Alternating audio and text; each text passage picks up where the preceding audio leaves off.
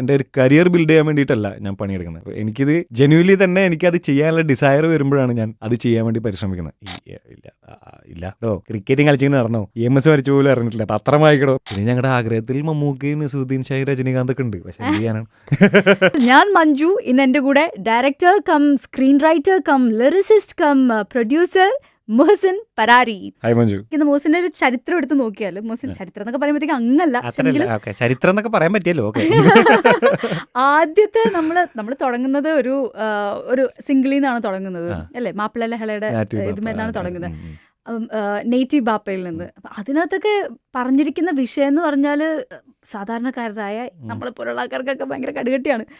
At the same time കുറച്ചിത്തിരി എന്താ പറയാ, bomb, രാജ്യദ്രോഹി, ഇങ്ങനെയുള്ള സംഭവങ്ങളൊക്കെ ഡീൽ ചെയ്തിട്ട് ഇപ്പോഴും ഉണ്ട്. മറ്റേ കോഴിപ്പങ്ക് സംഭവങ്ങളിലൊക്കെ എല്ലാം ഇങ്ങനെ, അതൊക്കെ വേറൊരു ജോണറാ. പക്ഷെ തല്ലുമാല ഇസ് എൻറ്റയർലി ഡിഫറെന്റ്.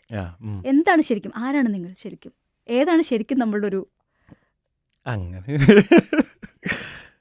എനിക്കറിയാൻ പാടില്ല. ഞാനിതൊക്കെ ഐഡന്റിഫൈ ചെയ്ത് തരൂ, എന്നെ ഐഡന്റിഫൈ തരുമെന്ന് തന്നെയാണ് ഞാനും ആലോചിക്കണത്. എനിക്കങ്ങനെ എന്നെ അറിയാൻ പാടൊന്നുമില്ല സത്യമായിട്ട്. അല്ല, പക്ഷേ ഈ പാട്ടുകൾക്കൊക്കെ ഒരു പ്രത്യേകതയുണ്ട്. ഇപ്പൊ ഈ പറയുന്ന പോലെ നേറ്റീവ് ബാപ്പയിലൊക്കെ ആണെങ്കിലും, ഇവൻ അത് കഴിഞ്ഞിട്ടുള്ള ഫ്യൂണറൽ സംഭവത്തിനാണെങ്കിലും, പിന്നെ 3 AM എല്ലാത്തിലും ഒരു സ്റ്റൈലുണ്ട്. സിംഗിൾസിനൊക്കെ ഒരു പ്രത്യേക സ്റ്റൈലുണ്ട്. ഒന്ന് ഒരു നറേഷൻ പ്ലസ് ഉണ്ടാവും, സ്പോക്കൺ വേർഡ്സ് ആണ്. അതെവിടെ നിന്നാണ് അങ്ങനെ ഒരു തോട്ടിലേക്ക് പോയത്? ഇത് മുഹസിന്റെ പ്ലാൻ ആണോ അതോ? ഞാൻ ഭയങ്കര ഇമ്പൾസസിനെ ഫോളോ ചെയ്യുന്ന ഒരാളാണ്. ഞാൻ ഭയങ്കരമായിട്ട് എൻ്റെ ഇമ്പൾസസിനെ ഫോളോ ചെയ്യുന്ന ആളാണ്, പ്രത്യേകിച്ച് ആർട്ടിൻ്റെ കാര്യത്തിൽ.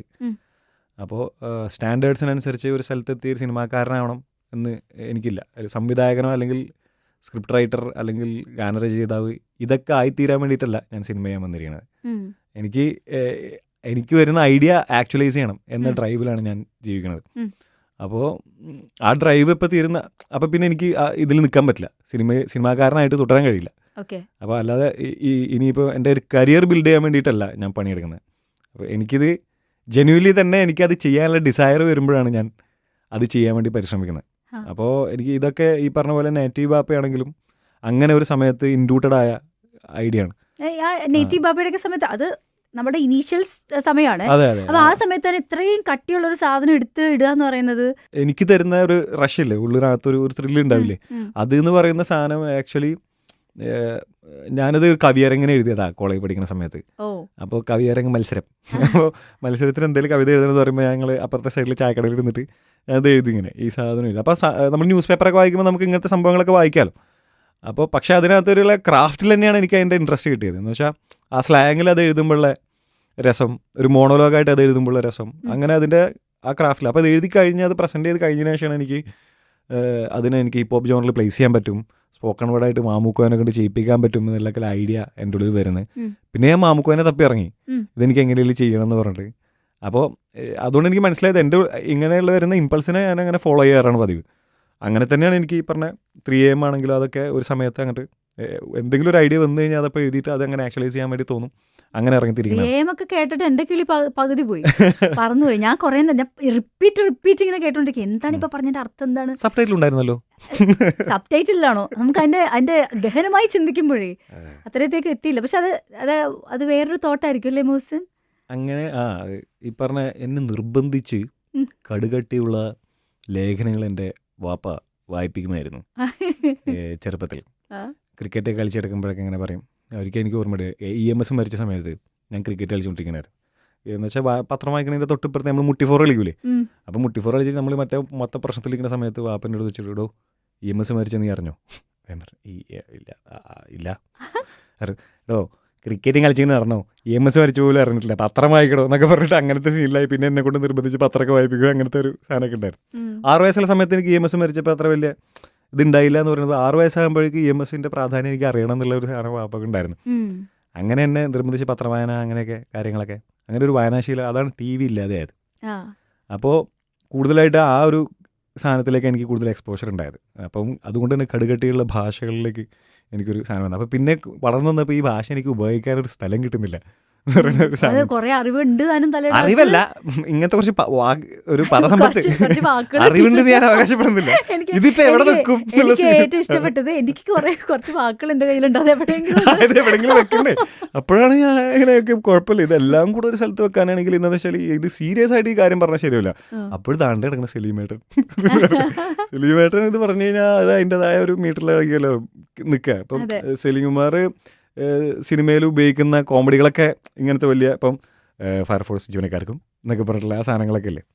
അപ്പോൾ ഞാൻ സലീമേട്ടൻ ഇത് അയച്ചു കൊടുത്തപ്പോഴും സലീമേട്ടൻ അടുത്ത് അതാ പറഞ്ഞത്, നമ്മളെ പുലിവാൽ കല്യാണത്തിലെ പോലെ ഒരു പരിപാടിയാണ് നമുക്ക് ആവശ്യം എന്ന് പറഞ്ഞത്. അപ്പോൾ അതൊരു പുള്ളി അത് ഇട്ടപ്പോഴാണ് നമുക്കത് കിട്ടുക. അല്ലെങ്കിൽ ഇത് ആഗോള ആശാഭംഗ ഐക്യദാർഢ്യ സംഘടന എന്നൊക്കെ പറയുമ്പോൾ അല്ല, അത് വേറൊരു കാര്യം കൂടെ ഉണ്ട്. ഇപ്പം ഇത്രയും പറഞ്ഞത് താങ്കൾ അത് അല്ലാതെ ഒരു മാർക്കറ്റിംഗ് തന്ത്രവും കൂടെ അതിനകത്തില്ലേ. വേറെ ഏതെങ്കിലും ഒരു വ്യക്തി വന്ന് അങ്ങനത്തെ ഒരു കഥ പറയുന്നതിനേക്കാൾ സലീംകുമാർ പറയുമ്പോൾ അല്ല, ഇതേ പറഞ്ഞു കൺസീവ് ചെയ്യുന്ന സമയത്ത് നമുക്കത് സലീമേട്ടൻ ഉണ്ട് എന്നത് കൊണ്ട് തന്നെയാണ് അങ്ങനത്തെ ഒരു ഐഡിയ വരുന്നത്. മനസ്സിലായി. അത് ഒരുപക്ഷെ സലീമേട്ടൻ എന്ന ഒരാൾ അപ്പുറത്ത് ഇല്ലായിരുന്നെങ്കിൽ എനിക്ക് ഈ ഐഡിയ ജനിക്കില്ലായിരുന്നു എന്ന് എനിക്ക് തോന്നിയിട്ടുണ്ട്. മനസ്സിലായി. അപ്പൊ ഇത് രണ്ടും ഒരുമിച്ചാണ് നടക്കുന്നത് ഈ പ്രോസസ്സ്. ഇനിയും നമുക്ക് ഇതുപോലുള്ള ഐഡിയാസ് ഉണ്ടോ? ഇനി ആരെയാണ് മനസ്സിനകത്ത് വെച്ചിരിക്കുന്നത്? ഇന്ദ്രൻ ചേട്ടന്റെ ഒരു സാധനം ഞങ്ങൾ ചെയ്ത് എല്ലാം ഈ ആ ഒരു എന്താ പറയുക കോമഡി, മാമുക്കോയ ആണെങ്കിലും സലീം കുമാർ, ഇന്ദ്രൻസ്. അല്ല, ഞാനത് അതുകൊണ്ട് ചൂസ് ചെയ്യണല്ല, കറക്റ്റായിട്ട് ഇപ്പൊ പ്രോഗ്രാമിന് അവരാണ് നല്ലതെന്ന് മനസ്സിലായിട്ട് തന്നെ എടുക്കുന്നതാണ്. അല്ലാതെ അങ്ങനെ ഇവരാണെന്നുള്ളതല്ല. സലീം, ഇന്ദ്രൻ ചേട്ടനുണ്ട്, ചെമ്പനും അറിവില്ലേ, റാപ്പർ അറിവ്, ചെമ്പൻ അറിവ് കൂടെ ഒരുമിച്ച് ഫീച്ചർ ചെയ്യണ ഒരു സാധനം വരുന്നുണ്ട്. പിന്നെ ഞങ്ങളുടെ ആഗ്രഹത്തിൽ മമ്മൂക്കയും നസീറുദ്ദീൻ ഷാഹി, രജനീകാന്ത് ഒക്കെ ഉണ്ട്. പക്ഷെ എന്ത് ചെയ്യാനാണ്, വരുമല്ലോ, നമ്മൾ തേടി പിടിക്കല്ലേ. നമ്മൾ ആദ്യത്തെ ചെയ്തപ്പോ മമ്മൂക്കയെ നമുക്ക് പരിചയമുണ്ടായിരുന്നോ? ഇനിയിപ്പോ അറ്റ്ലീസ്റ്റ് മമ്മൂക്കനൊക്കെ അറിയാലോ.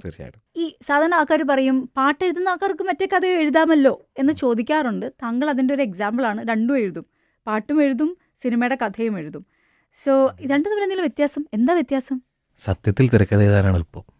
എളുപ്പം അതാ. കഥ എഴുതാന്ന് പറഞ്ഞാൽ ഒരു നീണ്ട പ്രോസസ് അല്ലേ? അതെ, പക്ഷേ പാട്ട് എഴുതാൻ ആണ് ഞാൻ ഏറ്റവും കൂടുതൽ കഷ്ടപ്പെട്ടിട്ടുള്ളതെന്നാണ് ഞാൻ ഉദ്ദേശിച്ചത്. എനിക്ക് വ്യക്തിപരമായി ഏറ്റവും കൂടുതൽ കഷ്ടപ്പാട് പാട്ട് എഴുതാനായിരുന്നു. അതായത് പ്രൊഫഷണലി പാട്ട് എഴുതാൻ എന്നുവെച്ചാൽ ഒരാൾ ഈ അഷ്റഫ് ഹംസയൊക്കെ ഈ ദുഷ്ടത്തരൊക്കെ ഇതിൽ പറയാലോ അല്ലേ, കൂട്ടുകാരായതുകൊണ്ട് മഹാദുഷ്ടനാണ്. അയാളുടെ സിനിമയിൽ എന്നെ കൊണ്ട് പാട്ട് എഴുതിപ്പിക്കും. അപ്പൊ ഞാൻ കരഞ്ഞ് കാല് പിടിച്ചാൽ പോലും പുള്ളി മാറ്റി തരില്ല, അത് ഞാൻ തന്നെ എഴുതണം എന്ന് പറയാം. അപ്പൊ ഈ വിഷ്ണു വിജയൻ അല്ല അത് അപ്പൊ അങ്ങനെ പറയാതെന്ന് വെച്ചാൽ എന്തോ ഒരു പക തീർക്കുന്ന പോലെയാണ് ഇത് ചെയ്യാറുള്ളത്. അപ്പൊ എനിക്കാണെങ്കിൽ നിർബന്ധിച്ചാൽ ചെയ്യുന്ന ഒരു അസുഖമുണ്ട്. അപ്പോൾ എനിക്ക് ഭയങ്കര ബുദ്ധിമുട്ടാണ്.